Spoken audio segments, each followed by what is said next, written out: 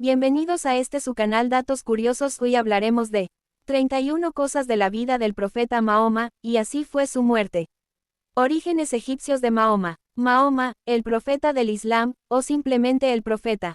Fundó en el siglo VII la tercera gran religión, abrahámica, después del surgimiento del judaísmo y el cristianismo.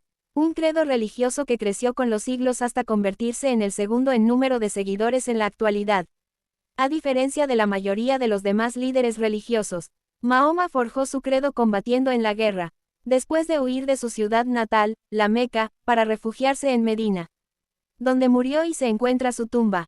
Del mismo modo que el cristianismo lo hizo en Roma, Mahoma logró imponer el monoteísmo entre las tribus arábicas, acabando con el paganismo, y durante su vida exhibió dotes de hábil conductor de tropas, capacidad como dirigente político y carisma para llevar a sus seguidores hacia sus objetivos.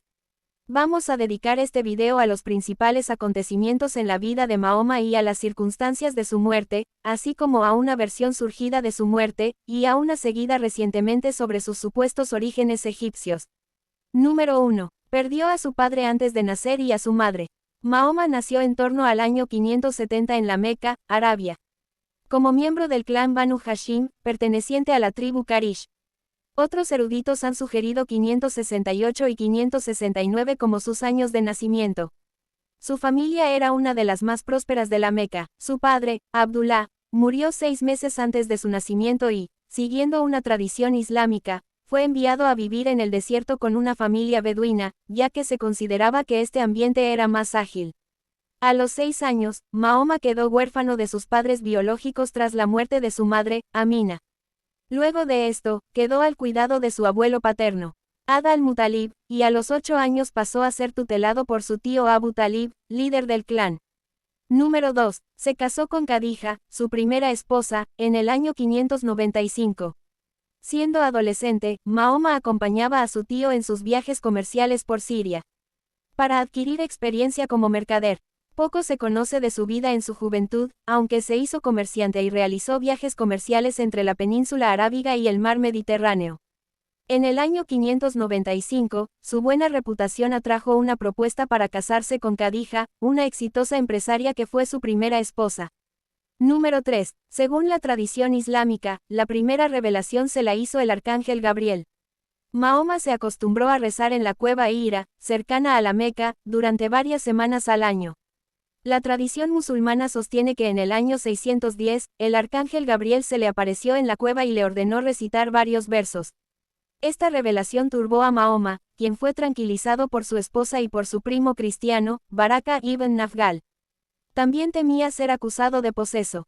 La primera revelación fue seguida por una pausa de 3 años, durante los cuales estuvo inquieto e intensificó sus prácticas espirituales y oraciones. Las revelaciones se reanudaron, tranquilizándolo y ordenándole que comenzara a predicar. Número 4. Empezó a predicar y a ganar partidarios y opositores cerca del año 613. Según la tradición islámica, la primera persona en dar crédito a las facultades proféticas de Mahoma fue su esposa Khadija, quien se convirtió en su primera seguidora. En torno al año 613, empezó a predicar en público y la mayoría de los mecanos lo ignoraban o se burlaban de él, aunque captó a algunos seguidores. En principio, sus adeptos eran principalmente personas que habían perdido jerarquía en sus clanes y tribus, extranjeros pobres y desprotegidos, e hijos de comerciantes. Algunos eruditos afirman que la oposición en su contra comenzó en la Meca, cuando predicó contra la adoración de ídolos y el politeísmo practicado por parte de la población, aunque la exégesis coránica sostiene que sus opositores surgieron tan pronto, empezó a predicar en público. Número 5. Se convirtió en una amenaza y fue perseguido. Con un número creciente de seguidores, Mahoma se convirtió en una amenaza para la élite gobernante de la Meca y las tribus locales, cuyo poder se basaba en la Kaaba, el principal lugar de culto de la ciudad, que el nuevo predicador amenazó con destruir. El ataque de Mahoma a la religión tradicional mecana fue por el hecho de que la religión tradicional de la Meca, la religión local, era particularmente ofensivo para los miembros de su propia tribu, que eran los guardianes de la Kaaba. Según la tradición, Mahoma y sus seguidores fueron perseguidos y maltratados por el poder establecido y Sumayya bint Akayyat, una esclava, se convirtió en la primera mártir maometana. cuando su amo la atravesó con una lanza al negarse a renegar de su nueva fe. 6. Muchos de sus seguidores perseguidos huyeron a África. En el año 615, seguidores de Mahoma huyeron de la persecución en la Meca, refugiándose en el reino cristiano de Etiopía, constituyendo la primera presencia maometana en África. 7. Muchos de estos exiliados religiosos retornaron en la medida que el Islam ganaba fuerza en la Meca, y prominentes mecanos se convertían a la nueva religión. En el año 616, los líderes de los importantes clanes, Maksum y Banu Abd al-Shams de la tribu Querry, declararon un boicot comercial contra la tribu Querry como presión para que retirara su respaldo a Mahoma. El boicot duró 3 años y fracasó, aunque Mahoma tuvo que limitar sus prédicas a los meses sagrados, cuando los árabes interrumpían sus hostilidades. 7. Según la tradición islámica, su famoso viaje nocturno se produjo en el año 620. Según la tradición islámica, en una noche del año 620, un Mahoma de 50 años experimentó el Isra y el Amígdala, un viaje milagroso con el acompañamiento del arcángel Gabriel. El Isra fue el viaje con un corcel al lado desde la Meca hasta la mezquita más lejana, en el cielo. El Milrak fue un recorrido del cielo y el infierno en el que Mahoma habló con Abraham, Moisés y Jesús, 3 profetas reconocidos por el Islam. Tradiciones musulmanas posteriores señalan que el viaje se verificó entre la Meca y Jerusalén. Algunos eruditos califican el viaje nocturno como una experiencia espiritual, mientras que otros defienden su carácter físico. Número 8. La muerte de su tío y jefe del clan lo dejó sin protección frente a sus enemigos. En 619, llamado el Año del Dolor, murieron Khadija y Abu Talib, la esposa de Mahoma, y su tío que lideraba el Banu Hashim, tras lo cual el clan familiar pasó a ser dominado por Abu Lahab, tenaz enemigo del líder religioso. Abu Lahab retiró la protección del clan familiar a Mahoma, lo que lo ponía en serio peligro, ya que no aplicaba la venganza de sangre si era abogado.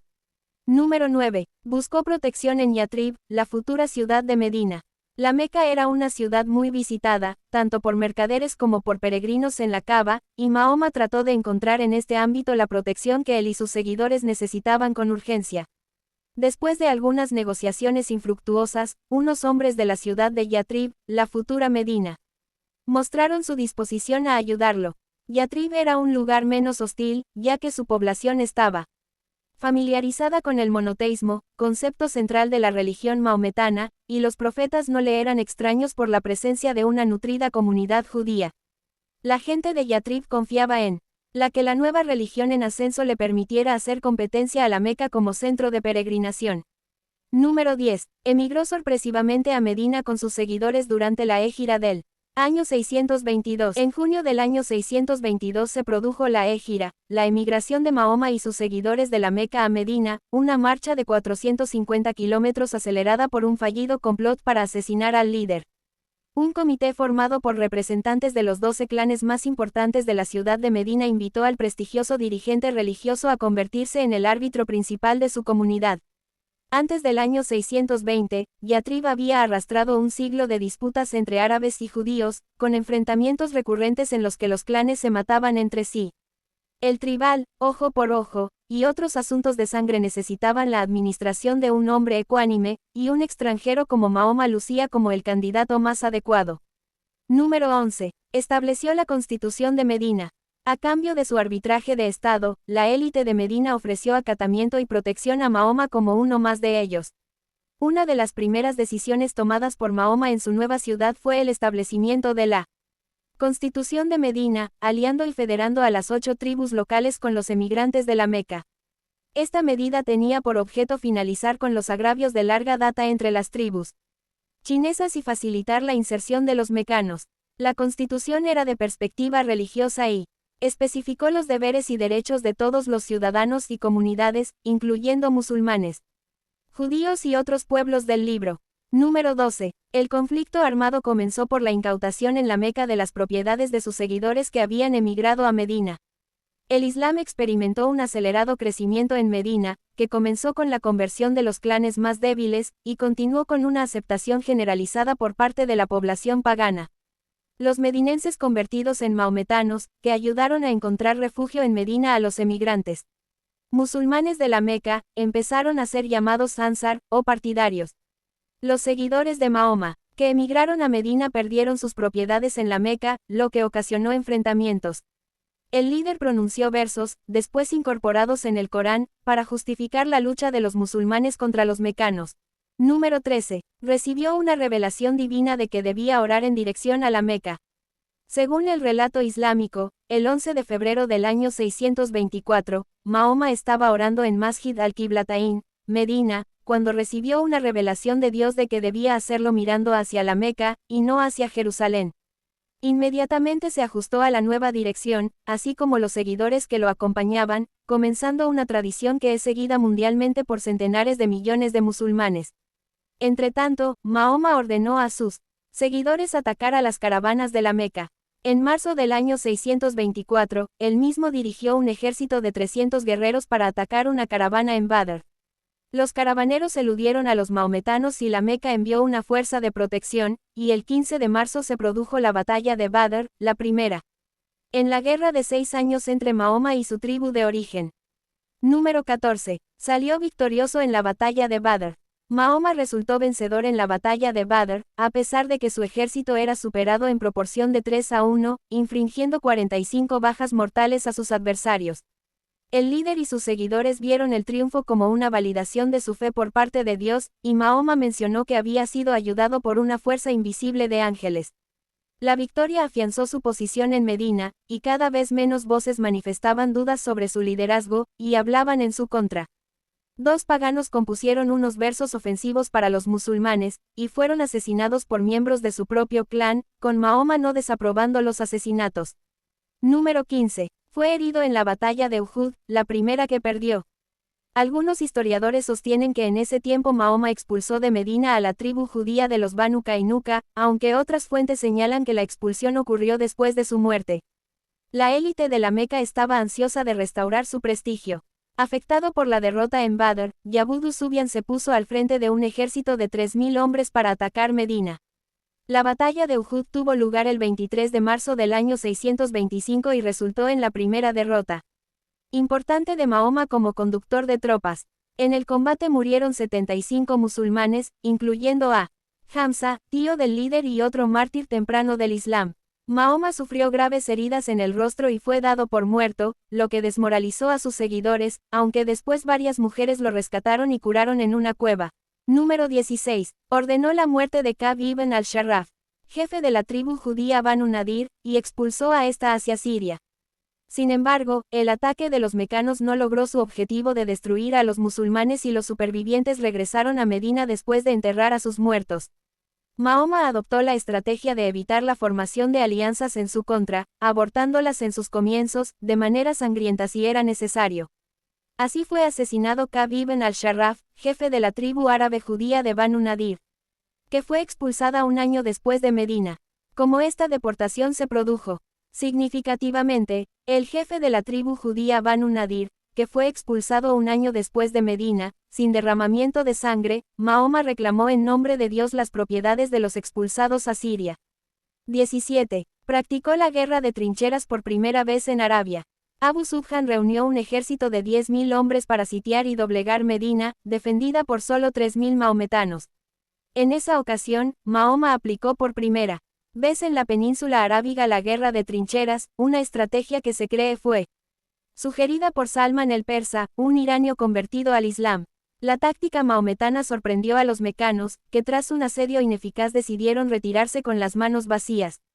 Este choque es conocido como la Batalla de la Trinchera.